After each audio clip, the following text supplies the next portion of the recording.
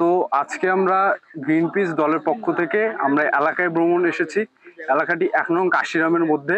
এলাকায় আমরা আসার পর যেটা দেখতে পারি, যেখানে সেখানে ময়লা আবর্জনা পড়েছিল, সেজন্য আমাদের দল একটি উঠান বৈঠকের আয়োজন করে। সেখানে আমরা মানুষকে সচেতনতামূলক কিছু আলোচনা করা হয়।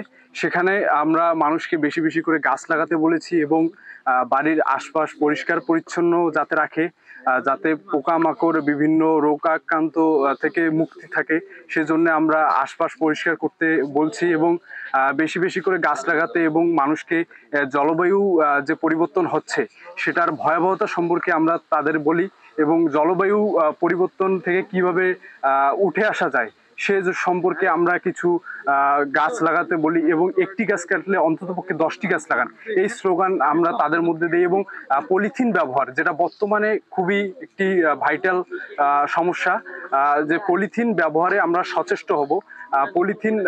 পলিথিন যেখানে সেখানে ফেলবো না, কারণ আমরা জানি পলিথিন মাটিতে 450 বছরেও কোনো ক্ষতি হয় না, ফলে এটি পরিবেশের জন্য মারাত্মক ক্ষতিকর। তাদের পলিথিন সম্পর্কে সচেতন হতে বলি এবং আশপাশ আমরা জানি বর্তমানে ডেঙ্গু, চিকুনগুনিয়া বিভিন্ন রোগ ছড়াচ্ছে। এর জন্য আমরা দেখতে পারি এলাকায় ঢোকার পর বিভিন্ন জায়গায় জলাশয়, আমরা বলি যে মশার বংশ বিস্তার থেকে মুক্তি পেতে জলাশয় পরিষ্কার পরিচ্ছন্ন রাখা এবং যাতে মশার বংশ বিস্তার না হয় সেদিকে লক্ষ্য রাখা।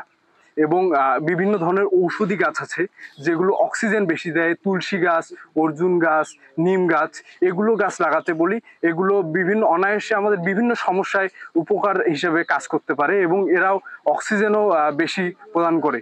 কিন্তু আমরা অনেককে এই গাছ লাগাতে বলি যাতে তারা সতর্ক হয় জলবায়ু সম্পর্কে এবং জলবায়ুর পরিবর্তন থেকে তারাও হতাশ, তারা গরমে অতিষ্ঠ, এজন্য তারা আরো উদ্বুদ্ধ হয় গাছ লাগাতে।